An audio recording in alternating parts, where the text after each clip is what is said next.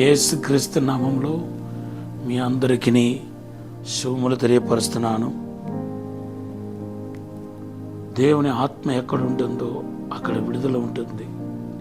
ఈరోజు దేవుని ఆత్మ మీ పైన అల్లాడుతున్నాడు. ప్రతి నిరాకారాన్ని, శూన్యాన్ని, మీ జీవితంలో కనపడుతున్న ప్రతి పొర్రపాటుని దేవుడు తొలగించబోతున్నాడని మాట్లాడుతున్నాడు. పరిశుద్ధాత్మ దేవుని యొక్క తాకిడి మీ కుటుంబంలో కనపడుతున్నాయి. మీ శాప పాప రోగం అన్నిటి నుండి పరిపూర్ణమైన విడుదల దేవుడు ఇవ్వబోతున్నాడు.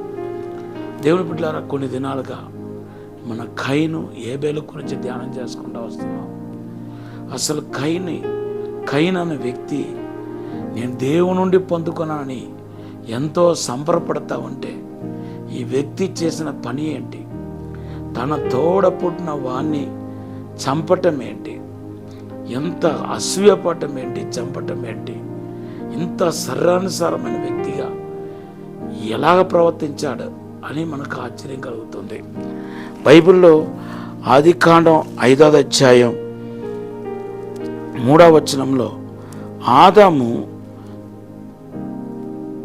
తన పోలిక చెప్పున, తన రూపం చెప్పున బిడ్డలకన్నట్టుగా మన పరిశుద్ధ గ్రంథంలో చూస్తున్నాం.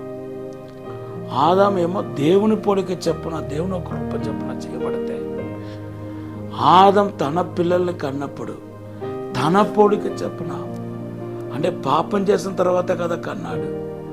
పాపం అని ఆ పాప రూపంలో ఆ యొక్క పాపపు యొక్క వీర్యం, పాప యొక్క సీడు కయీనులో క్రియేట్ చేసిందని నేను అనుకుంటున్నాను.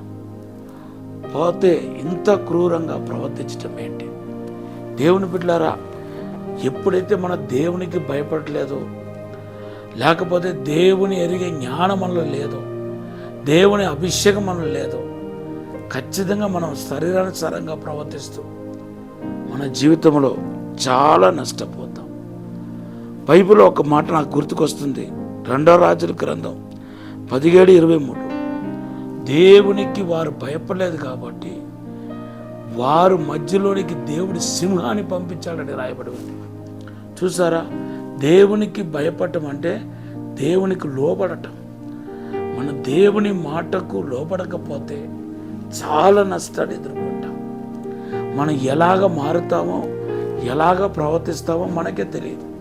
మనమే కాదు, మన తర్వాత వచ్చే తరం, మన నుండి పుట్టుకుని వచ్చే తరం ఏదైతే ఉందో ఆ జనరేషన్ కూడా చాలా పెద్ద నష్టము, కష్టం కలుగుతుందనే విషయాన్ని మీరు మర్చిపోవద్దు. అంతేకాదు, 2వ రాజుల గ్రంథం 17:26 ఏమని రాయబడిందో తెలుసా? దేవుని వాళ్ళు ఎరగని కారణ చేత వాళ్ళ మధ్యకి సింహాన్ని పంపించాడట.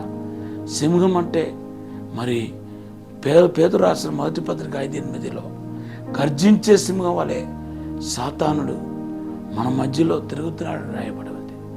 సాతాను ఒక క్రియలు కనపడతా ఉంటాయి. సాతాను నరహంతకుడు. వాడు మనల్ని చంపటానికి, ఇతరులు చంపటానికి ప్రేరేపిస్తాడు. కొత్త రమంలో చంపటం అంటే ఏంటో తెలుసా? ఒకడిని వెర్రివాడు అంటే, ఒకడి నీచుడు అంటే మనము ఆయన్ని హత్య చేసినట్టుగా ప్రభువు మాట్లాడుతున్నాడు. అవును దేవుని బిడ్డలారా, మన నీతి అందరికంటే గొప్ప నీతిగా ఉంటుంది. అందుకొరకే ఎవరినైనా మన పొరపాటున నరహంతకుడు అంటే అది చాలా పెద్ద పాపం అయిపోతుంది. మత్తయి సువార్త 5:22 మనం చూస్తున్నాం. దేవుని బిడ్డలారా, ఈరోజు సహోదర ప్రేమతో నింపబడండి. ఈ సహోదర ప్రేమ మనలోనికి ఎలాగ వస్తాయి? రోమాపత్రిక 5:5 రాయబడి ఉంది. దేవుని ప్రేమ పరిశుద్ధాత్మ దేవుడి ద్వారా మన హృదయంలో కుమ్మరించబడుతుంది. ఎంతెంతకు మనం దేవుని ప్రేమతో నింపబడతామో, పరిశుద్ధాత్మతో నింపబడతామో, అంతంతకు మన హృదయంలో దేవుని ప్రేమ కుమ్మరించబడతాయి. కనుక మీ జీవితంలో మీరు పరిశుద్ధాత్మ పూర్ణులు అవుతూ పరిశుద్ధాత్మ కుమ్మరింపులోనికి నడిపించబడాలని కోరుతూ ఈ మాటను ముగిస్తున్నాను.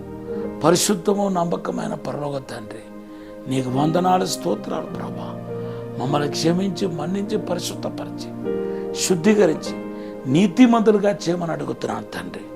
అయ్యా, నీ ఆశీర్వాదాన్ని, అద్భుతాన్ని మా జీవితంలో కనపరచండి. నీ కాపుదల, భద్రత దయచండి ప్రభా. తండ్రి, శరీరానుసారముగా ప్రవర్తించకుండా సహాయం చేయమని యేసునామములో అడిగి వేడుకుంటున్నాము తండ్రి. ఆమేన్, ఆమేన్. యెషయా గ్రంథం 60వ అధ్యాయం 1వ వచనం దేవుడు మీకు ఇచ్చిన వాగ్దానం. Have a blessed day.